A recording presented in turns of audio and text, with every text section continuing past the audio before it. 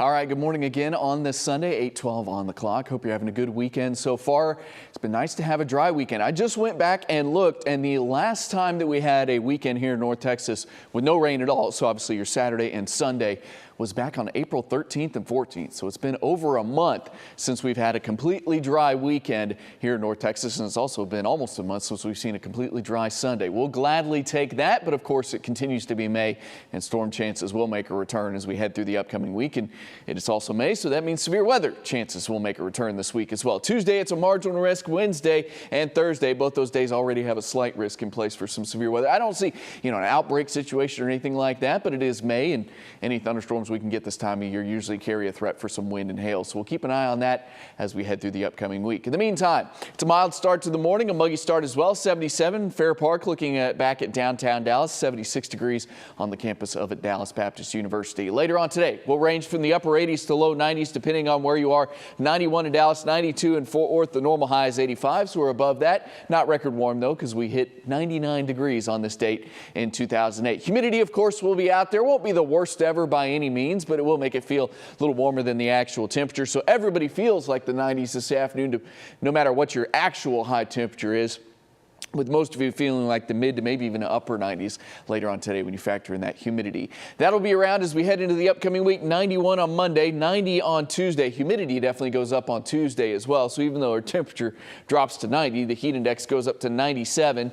Then it's in the 80s for a few days because those storm chances make a return. Let's talk about it. Monday, we're dry. Nothing's going on Monday. As this front gets a little closer on Tuesday, it'll ignite some thunderstorms, mainly in Oklahoma and up into Kansas, and farther to the north, we'll have one of those strong caps in place. So I think the cap will hold. Thunderstorms look unlikely in North Texas on Tuesday, but if a storm actually can develop, it would carry a severe weather threat. But I think your storm chance is pretty low on Tuesday. It's likely we'll stay capped and no rain will happen to the area, but we'll continue to monitor the cap strength as we head through the upcoming week. As that front gets a little closer, the cap will weaken a little bit. Scattered thunderstorms possible on Wednesday, and then we'll do it over again during the day on Thursday with some scattered storms out there yet again during the day. That front kind of fizzles out, and Friday looks mainly dry, although there might be a stray shower or storm out there on Friday. When it's all said and done, it's maybe 1 to 2 inches of rain across the area yet again. The good news is at least we've been dry for a few days, so the ground's been able to dry out a little bit, but